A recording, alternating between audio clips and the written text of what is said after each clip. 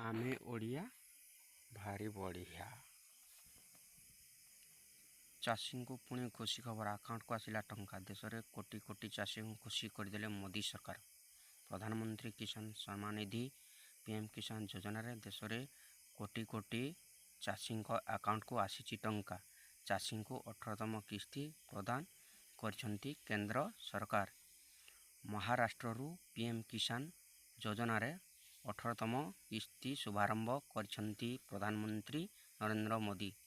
9 कोटी 50 लक्ष चाषी आकाउंट को 20,000 कोटी टंका सीधा सड़क ट्रांसफर करा जाउ अछि। एथिरे ओडिशारू रहिछंती 31 लक्ष 53,000 चाषी। सेमानंकु आकाउंट को मोट 689 कोटी 11 लक्ष टंका पठा जायछि।